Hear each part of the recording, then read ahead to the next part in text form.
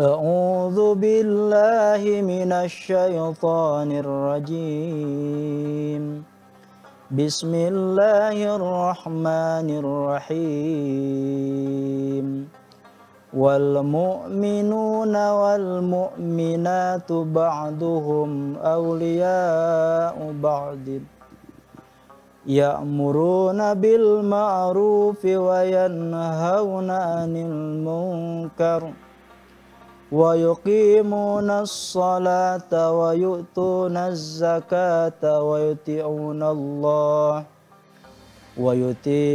Allah wa rasulahu ulaika sayarhamuhumullah innallaha azizun hakim. Shadaqallahul azim. Subhanallah. Adem sekali ya dengarnya ya Pak ya. Sangat adem sekali Bu. Halo pemirsa, kembali lagi nih bersama kami di program Senja Berkah Pasti berkah. Pak Ustadz, Ya. suaranya merdu sekali Pak Ustadz. Alhamdulillah. Pak Masya Allah. Ustadz. Tadi Pak Ustadz baca ayat apa sih Pak Ustadz? Bisa jelaskan nggak Pak Ustadz? Itu yang kita baca surat At-Taubah ayat ke-71. Di mana ini sesuai dengan tema yang hari ini kita pedar atau kita buka gitu. Di mana dalam ayat ini a'udzubillahi minasyaitonir rajim wal mu'minuna wal mu'minatu baduhum awliya'u ba'din.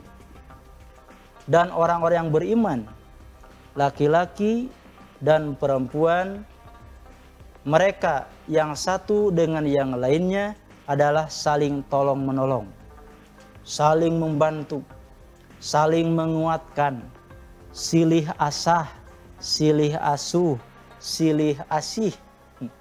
Bukan silih gasak, gesek dan gosok, tapi di sini adalah gambaran pertolongan antara satu dengan yang lain adalah harus saling menolong. Bagaimana bentuknya? Ya'muruna bil ma'ruf wa yanhauna 'anil munkar. Yaitu mengajak kepada kebaikan dan mencegah kepada kemungkaran.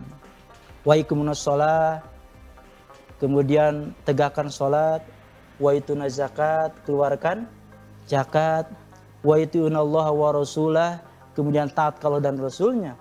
Maka kata Allah dalam ayat tadi, ulaika sayarhamuhumullah, maka mereka itulah orang-orang yang akan mendapatkan rahmat Allah. Innallaha azizun hakim, sesungguhnya Allah Maha perkasa dan Maha bijaksana. Artinya begini Teh dan A yang akangnya, bahwa dalam ayat ini siapapun yang saling tolong menolong itu akan mendapatkan rahmat Allah, akan mendapatkan kasih sayang Allah. Makanya kita harus saling membantu, ya. gitu mungkin. Ya, peduli ya. Betul, betul. Tapi Pak Ustadz, kadangkala kita kan tidak tahu nih di lingkungan masyarakat kita itu dia lagi butuh apa Pak Ustadz. Nah bagaimana Pak Ustadz cara kita dapat mengenali dan merespon kebutuhan sosial di sekitar kita Pak Ustadz? Ya. Makanya ada istilah kalau kita memberi harus dengan tepat sasaran gitu. Ya, betul. Artinya tentu kita mengetahui kondisi kalau kita hidup bermasyarakat ya, pasti kita akan mengetahui kondisi lingkungan kita. Jadi ketika hari ini yang dibutuhkan oleh tetangga apa kita, ini kayaknya tetangga kita sudah tidak punya beras nih, karena beras hari ini sedang mahal gitu. Nah, kita jangan bertanya dulu, ibu punya beras tidak? Jangan. Kita pun bisa melihat, oh ibu ini kayaknya membutuhkan ini, ya kita kasih saja. Tidak harus bertanya dulu kira seperti itu. Jadi pertanyaan tadi, kita akan mengetahui apa yang dibutuhkan oleh tetangga kita, oleh saudara kita. Ya tadi ketika sudah terjalin komunikasi, sudah terjalin hubungan kekeluargaan, sehingga kita akan mengetahui keberadaan mereka. Nah, gitu Teh. Ya. Wah, berarti kita udah harus peduli dari masih kecil ya Pak Ustadz? Ya harus ditanamkan dari sejak kecil. Ya, kira-kira bagaimana cara menanamkan kepedulian itu kepada generasi muda seperti saya tadi kan agak kurang peduli ya Bu. Ya kurang peduli bukan artian tidak diajarkan oleh orang tua Teh ya. Karena mungkin tadi karena kita kajong-jonan, kalau bahasa istilah Jerman namanya kajong-jonan, main HP sehingga lupa asik ya Pak Ustadz bahwa ya. saudara kita ini perlu bantuan seperti itu. Maka salah satu contoh bahwa kepada anak itu adalah dengan contoh. Ya. Kalau anak itu tidak harus diperintah, tapi diberikan contoh. Contoh seperti begini. Ketika kita mengajak anak tidak harus, ayo kita sholat. Tidak, tapi berikan dulu contohnya orang tua bagaimana sholat. Kemudian ketika orang tua melatih anak untuk bersedekah, ambillah atau ajak anak kita untuk jalan-jalan. Kemudian kita bertemu dengan ya suka ada di jalannya yang suka yang perlu kita bantu, kita kasih. Itu bagian dari kita memberikan contoh kepada anak kita. Karena kalau tidak dibina dari sekarang, ya dikhawatirkan ya. Kalau dibina dari anak kecil, itu tuh akan terekam terus. Oh dulu ayah memberikan ketika ada orang ini suka diberikan seperti itu. Jadi betul, jadi pendidikan anak dari sejak dini harus ditanamkan karena tadi bahwa berilah contoh kepada anak tersebut, jangan dulu diberikan sebuah beban kepada anak, tapi berikan contoh. Ya, Seperti Pak itu Ustadz, teh ya. Nah Pak Ustadz, ngomong-ngomong nih kan suka banyak nih lembaga-lembaga Ya. yang memang akan mendorong kita untuk melakukan kepedulian Ya, sosial, betul. lembaga-lembaga amal. Nah menurut Pak Ustadz kira-kira ini seberapa penting sih peran lembaga amal ini Pak Ustadz? Ya. Apakah sangat penting atau misalkan pengen langsung aja atau gimana nih menurut Pak Ustadz? Ya justru begini teh ya, dengan keberadaan lembaga-lembaga sosial, baik itu panti ataupun yang lainnya, yang memang itu sangat diperlukan.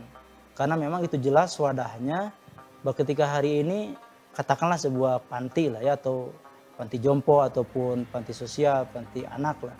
Itu kita akan tahu kebutuhan yang diperlukan seperti apa, dan itu udah jelas bahwa yang berada di sini adalah orang-orang yang memerlukan. Itu sangat penting dan juga membantu dari peran pemerintah juga. Karena memang kalau kita hanya mengandalkan pemerintah kan terbatas dari anggaran ataupun yang lainnya.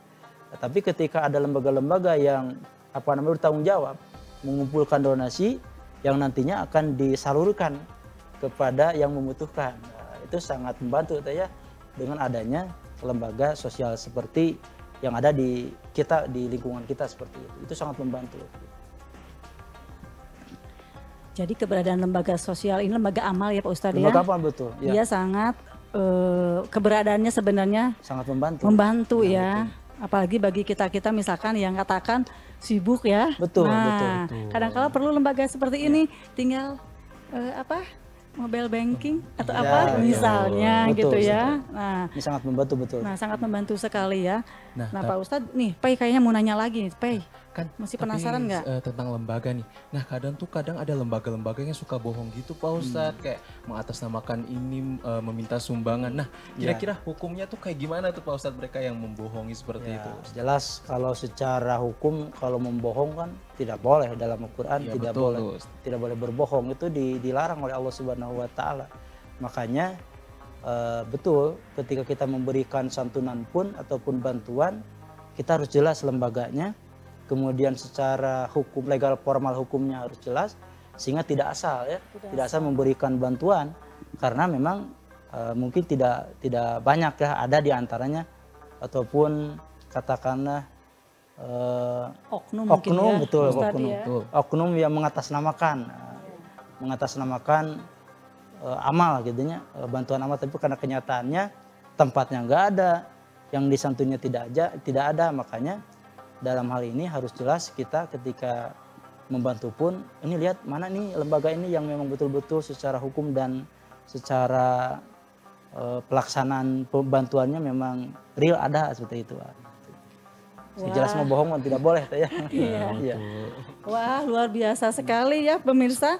Tapi seperti biasa nih ada yang mau lewat dulu. Bagi pemirsa yang masih ingin bertanya silahkan kontak kami di nomor berapa Pei? Nah pemirsa bisa kontak langsung di nomor 0813 9447 7912 seperti yang ada di bawah ini. Jadi jangan kemana-mana dulu dan tetap di Senja Berkah pasti berkah.